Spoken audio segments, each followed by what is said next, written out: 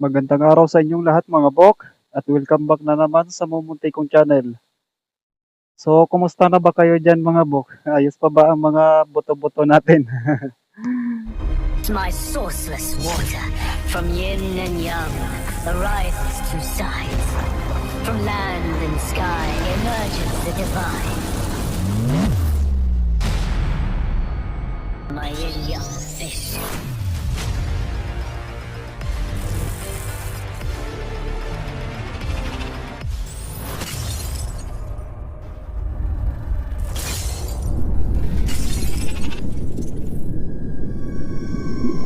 So, dito mga bok, umpisahan natin sa marka na to. So, ito na naman si Kappa. Kung titignan natin mga bok, parang isda ano. Pero nandito yung ulo ni Kappa mga bok. Yan, na-content ko na rin to nung nakaraan mga bok.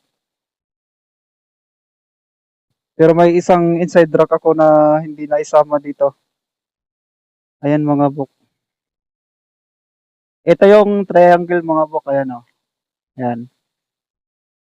Triangle yan mga bok na may linya. Ayan, naka-wall ito mga bok. Isinabay sa wall, yung isang buntot.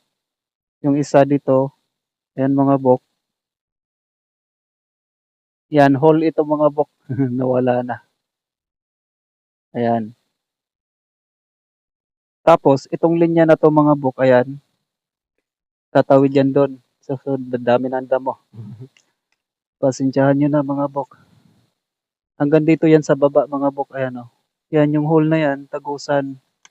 Wala akong pangsungkit mga bok. Nawala na yung pangsungkit ko.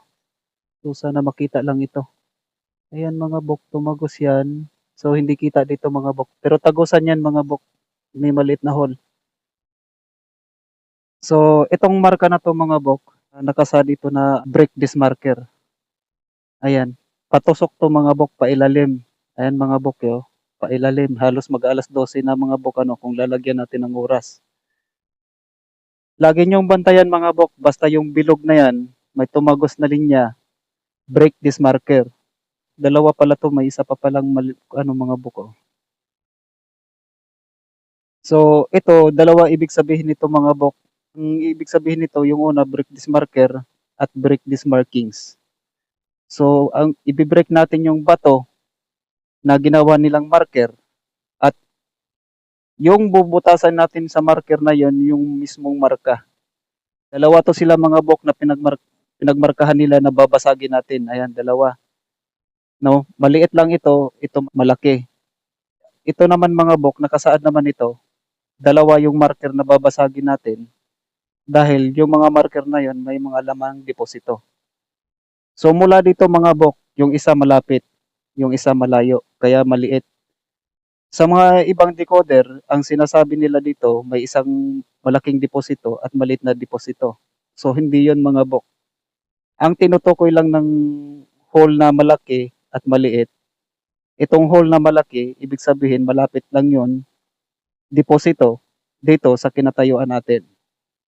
At itong maliit mga bok, ibig sabihin niyan, mula dito sa kinatayuan natin, malayo tong deposito na to. Kaya maliit. So, ayan mga bok. Yung dalawang deposito natin mga bok, taas at baba ang target natin mga bok. Dalawang pinagmarkahan. Yung isa malapit dito, yung isa malayo. Nandito yung malapit na marka. Ang babasagin natin mga bok. So, dito, palaliman na naman to mga bok. Ano? Ayan mga bok. Si Kappa ito mga bok, ayan o. Yan yung ulo niya, triangle. Tapos, tinapyas yung katawan. Tapos, ito mga bok, letter D. So, ayan mga bok. Hindi masyadong kita mga bok, ano. So, ayan. Letter D yan mga bok. Yan. Half turtle. Si Kappa. Nandun yung ulo niya, nakatago. So, hindi yan natutulog kasi hindi natutulog dito si Kappa. Sa ilalim ng tubig yan natutulog. So, ito mga bok, sa taas niya lang. Ayan mga bok. Kita nyo ba? Ano yan mga bok? Letter D. Mouth mga bok. Pansin nyo ba mga bok? Ano?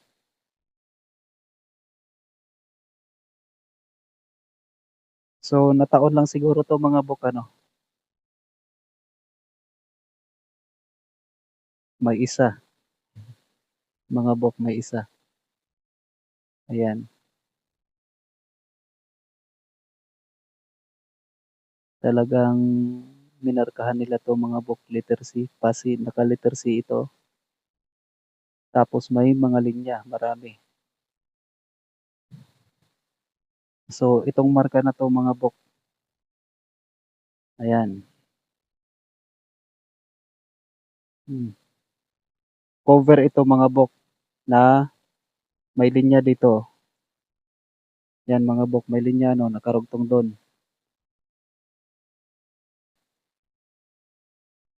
So ito mga bok, kanji ng cover yan. Yang ano na yan. Tapos, itong linya na to mga bok, so ibig sabihin yan, hardcover. So, naka-slide to mga bok, ibig sabihin may target tayo sa harap, may target din tayo sa taas mga bok, ayan o. May small mouth sa taas. Yan, hardcover. Ibig sabihin, ang bato na nasa harapan nito, yung pinakaunang bato, yan yung target natin. So, yung pangalawa mga bok nandun sa taas. So, ayan mga bok, letter D, mouth. Talagang shell yan mga bok, ayan. So, nakasaad sa marka na yan mga bok, ayan o. Yung marka na yan mga bok, break this marker. So, dalawa sila. Yung isa malayo dito, yung isa malapit kasi malaki. So, ang location natin mga bok, taas at baba.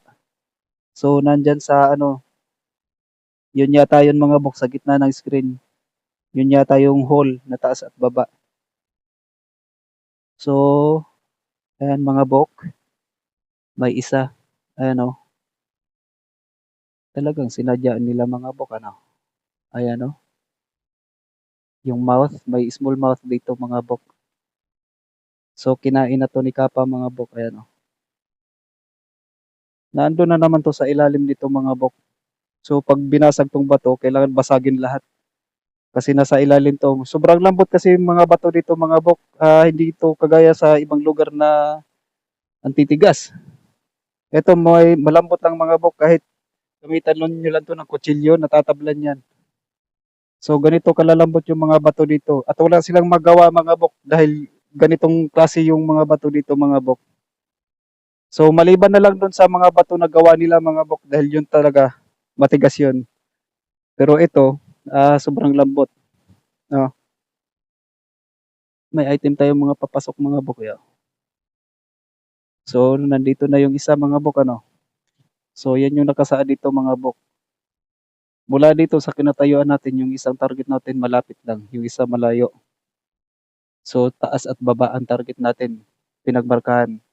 So mula dito mga bok, kailangan natin maghanap dyan ng pinagmarkahan nila kasi yun ang bato na kailangan nating basagin.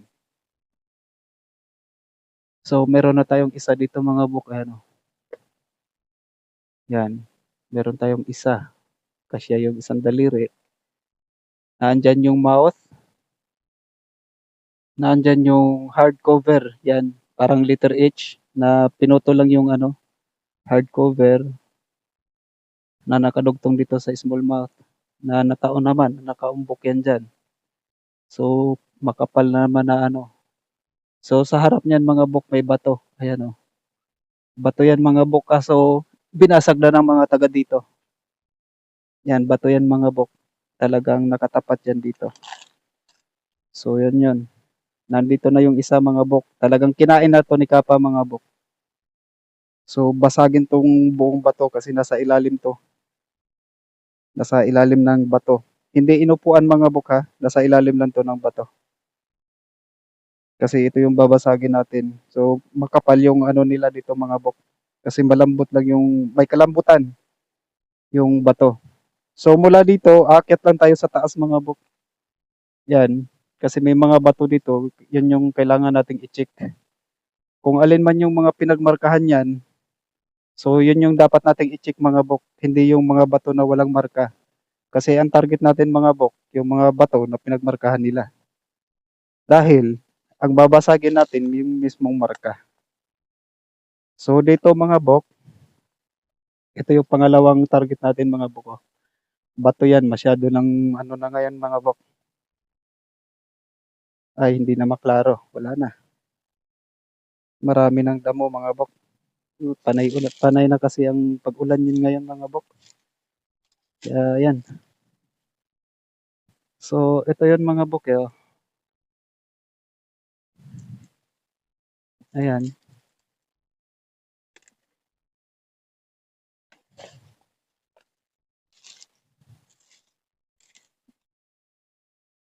So ito pa mga bok. Ang isang indicator ng ano. Yan.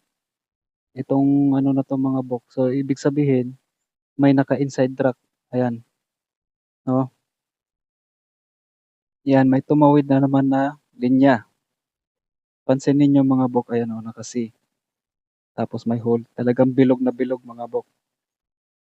So, yung nakasaad nito mga bok, ang babasagin nating marka sa baba. Yan, sa baba yan mga bok. Kasi naka-inside. Ito yung indicator mga bok, ayan o. Papasok na naman yung hole. Malalim. So, ibig sabihin yan mga bok, ayan o, parang nasa mga dos. Yan, 2 inches yan mga bok. Hmm. Ang lalim ng hole na to. So, ibig sabihin, dalawa ang target natin mga bok na naka-inside rack. So, yung isa mga bok, ang babasagin natin sa baba. Yan. So, may tatlong hole to dito mga bok. Yan o. Pangatlo. Ito yung pangalawa. Ito yung una. So, itong marka na to mga bok, nandun to sa kabila. Ayan. So, yung target naman natin ba itong mga bok na andyan lang sa baba. So, break these markings. Ayan mga bok. Sa baba. Parang 7 spokes yata to sa treasure code mga bok. Ano? Naka-inside mga bok. Ayan o. Sa baba, meron naman dito mga bok. Ayan o. Pansin nyo ba mga bok? Siyan mga bok. Pero nasa baba siya. So, ayan mga bok. Yang linya na yan mga bok. Tanggalin ko lang to. Yang linya na yan mga bok. At itong linya na to. Ibig sabihin yan sa kaliwa. Sa baba, sa ilalim ng bato na to mga bok. Inilagay yung deposito. Kasi ito yung bato. May dot sa gitna. Ay sa baba.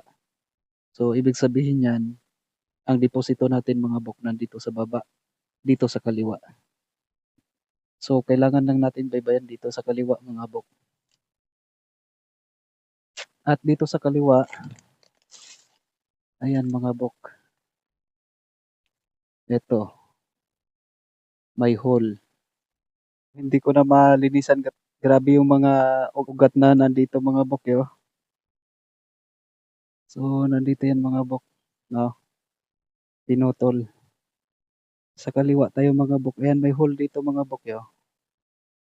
Ayan, sa baba tayo. Sa ilalim ng bato na to mga bok. Dito sa ilalim. Ito na to. Ayan, kasi itong linya na to mga bok, pababa. Yan mga bok. Hindi ko lang malilinisan. Gawa ng daming ano. Nakadikit na ugat. Ayan mga bok. So, susundan lang natin to mga bok. Kasi nasa bandang ilalim. Sa gitna ito mga bok, pero nasa ilalim. So, ito yun na yung hole na to. Ayan yung ano mga bok, o yung linya. So, inside, ayan mga bok, under pala. Inside this rock, pero sa ilalim. Ayan, sa ilalim, pero dito sa kaliwa. No, kasi may linya, tapos tuldok. Dito tayo sa kaliwa. So, dito sa kaliwa, nandito na mga bok. So, sa baba tayo. So, sa ilalim, yung target natin mga bok, ito yung ground. So nasa baba pa tayo. So mula dito sa ground, kailangan nating hukayin dahil nandito na naman 'to sa ilalim nito. So baka mamaya inupuan 'to ng bato na 'to kasi itong linya na 'to ang susundan natin. Ayan mga bok, oh, 'no, naka-V yan diyan. Yan, hiwalay. Tapos ito, pinutol dito. So meron tayong triangle mga bok na kung saan dito naman bababa yung isang linya. So malamang sa malamang, inupuan ng bato na 'to. Kasi yun nga, sabi ko nga sa inyo mga bok, sobrang lambot ng bato na 'to. Kaya hindi nila puwedeng ilagay yan dito lang basta-basta sa ano, dito sa loob ng bato kasi may kalambutan. Dito yan sa ilalim, kailangan pa nating hukayin mga bok kasi yung marka na yan, ayan, yung hole, naka-inside rock pa rin yan pero inupuan na ng bato na 'to, yung deposito. So yun, binalot na naman ng semento yun mga bok, kagaya nung dun sa nakuha ng may-ari ng lupa.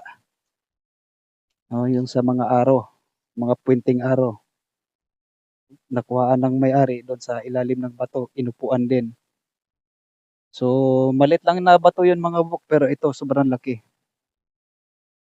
Hanggang balikat lang. So mula dito, parang 1 foot yata ang ano mga bok, ang lalim ng bato. Tapos dun nila dinukot. Kasi ang balak nila dun mga bok, kasi medyo matigas tong ditong bato, kaya may makita kayong mga tusok-tusok. So ang balak nila, uunahin nila sa baba, paakyat sila. So nataon na pagsundot nila dun sa ilalim, napansin nila yung puti, kulay puti na bato. So binalot pala ng semento. So yun yung nangyari dun sa ano mga bok, yung sa mga puwenteng aros.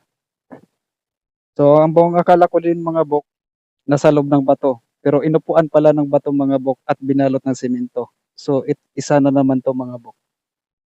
Inupuan na naman 'to sa bato. Kasi may nakasaad diyan mga bok, ayan. So ito yung bato, nasa ilalim. Pero mula dito sa side na 'to, yung linya na yan at yung tuldok nagtuturo yan pakaliwa. Kung susundan natin yan sa kaliwa mga bok, ayan. Ito na naman yung under. Side rack pa rin yan, pero sa yung item nasa baba na. Nasa baba na ng ano, ground ng surface ito. Yung ground nasa ilalim na. So malamang sa malamang inupuan na naman 'to. So dito huhukayin yan mga bok hanggang sa maabot yung ilalim ng bato na 'to. Dudukutin yan dun, 'pag gano'n. So matrabaho mga bok ano, kasi sobrang yun nga, sobrang lambot ng ano na 'to mga bok. Sobrang lambot ng bato na 'to, ayan.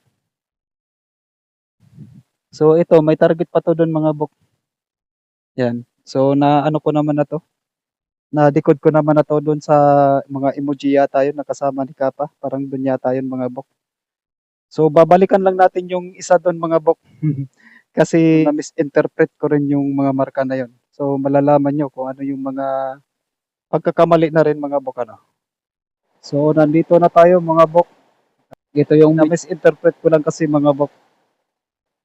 Kung natatandaan niyo pa mga bok, may 3 butas diyan, no, na magkakaparehas ang distansya, tapos ito yung butas na malaki, 'yan. So target natin 'yan mga bok, no. Do'n sa mga emoji na kasama ni Kappa. So may nakaligtaan ako dito mga bok. Yung 3 hole na 'yan diyan mga bok, nasabi ko noon na hindi 'yun bilang ng deposito. So 'yun yung pagkakamali ko do'n. Yung 3 butas na 'yun mga bok, ang bilang ng deposito. Nandito yung isa, ayan yung pangalawa, kasi 3 butas mga bok ano. So yung pangatlo mga bok, nandito. Uunahin ko na lang 'to mga bok para hindi na ako parot pa rito. Kasi aakyat na naman ako uli dito. Ayan mga bok, pansin nyo ba? Naka-point mga bok ano, sa bato na yan. Tapos yung bato na yan may hole.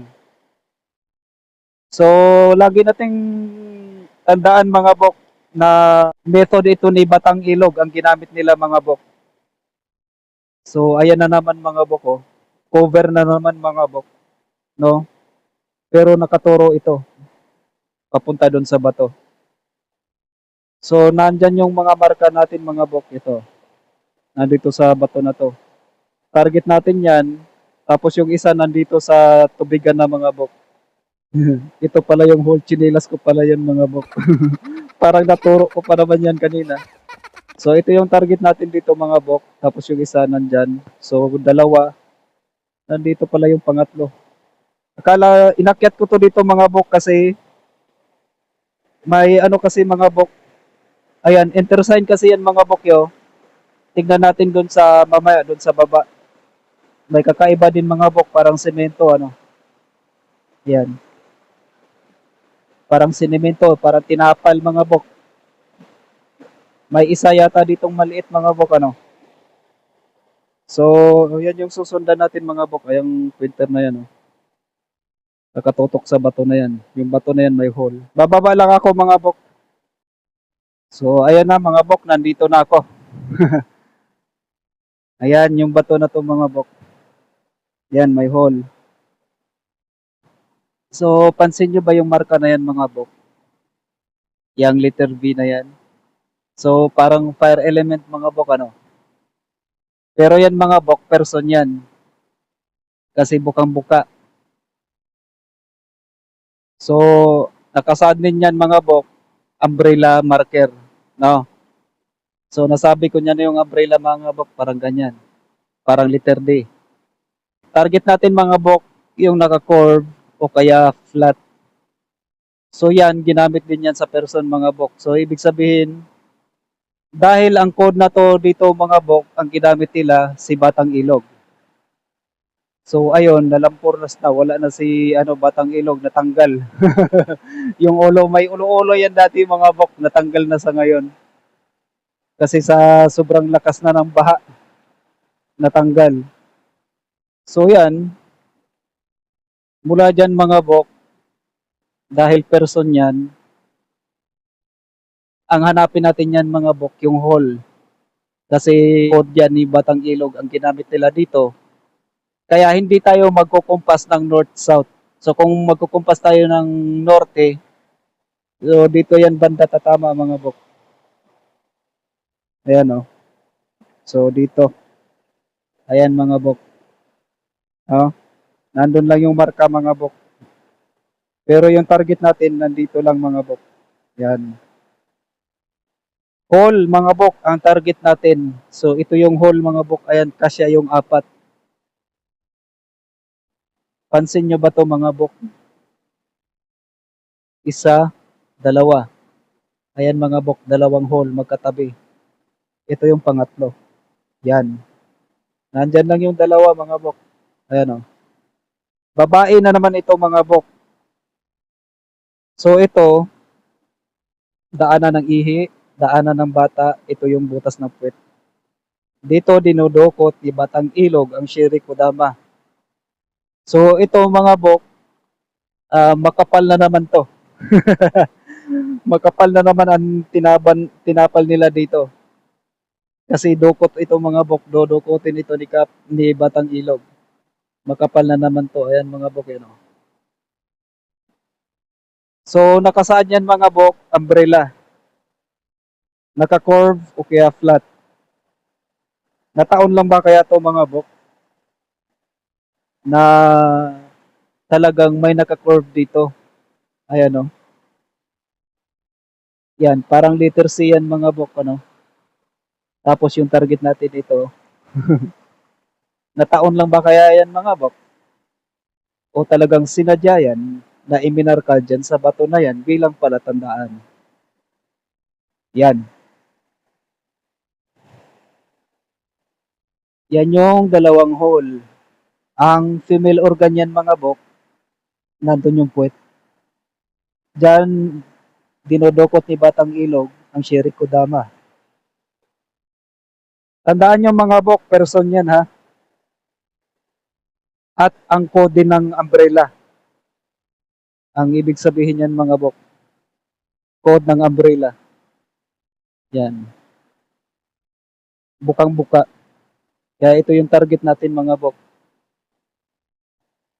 So, puntahan natin to doon mga bok, yung isa pang marka.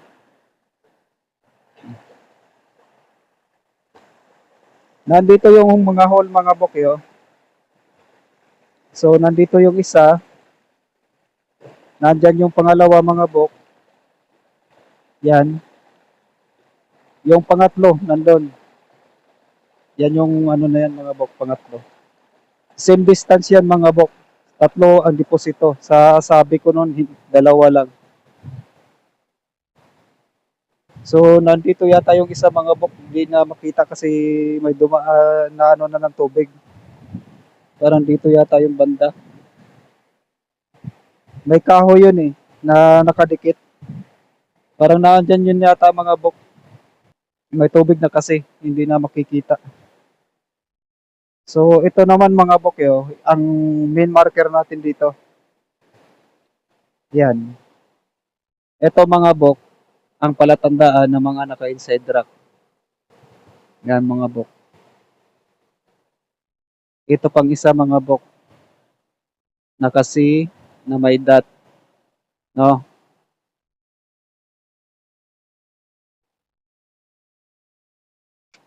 Tapos yan, hole